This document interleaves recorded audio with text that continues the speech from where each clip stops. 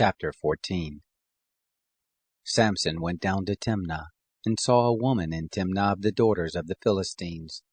He came up and told his father and his mother, and said, I have seen a woman in Timnah of the daughters of the Philistines.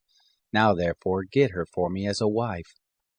Then his father and his mother said to him, Is there never a woman among the daughters of your brothers, or among all my people, that you go to take a wife of the uncircumcised Philistines? Samson said to his father, Get her for me, for she pleases me well. But his father and his mother didn't know that it was of the Lord, for he sought an occasion against the Philistines. Now at that time the Philistines had rule over Israel. Then Samson went down, and his father and his mother, to Timnah, and came to the vineyards of Timnah, and behold, a young lion roared against him. The Spirit of the Lord came mightily on him, and he tore him as he would have torn a kid, and he had nothing in his hand. But he didn't tell his father or his mother what he had done. He went down and talked with the woman, and she pleased Samson well. After a while he returned to take her, and he turned aside to see the carcass of the lion, and behold, there was a swarm of bees in the body of the lion, and honey. He took it into his hands and went on, eating as he went, and he came to his father and mother, and gave to them, and they ate. But he didn't tell them that he had taken the honey out of the body of the lion. His father went down to the woman, and Samson made there a feast, for so used the young men to do. It happened, when they saw him, that they brought 30 companions to be with him. Samson said to them, Let me now put forth a riddle to you. If you can declare it to me within the 7 days of the feast, and find it out, then I will give you 30 linen garments, and 30 changes of clothing.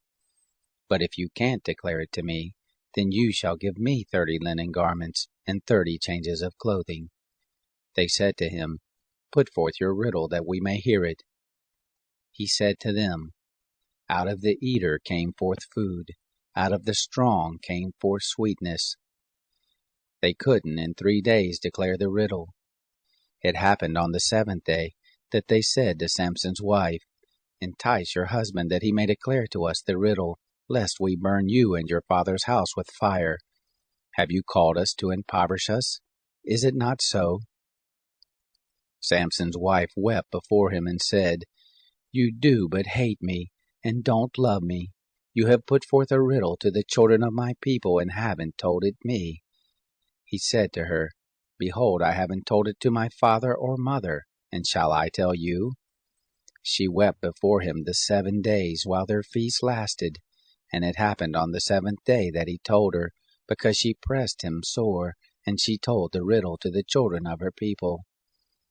The men of the city said to him on the 7th day before the sun went down, What is sweeter than honey, and what is stronger than a lion? He said to them, If you hadn't plowed with my heifer, you wouldn't have found out my riddle.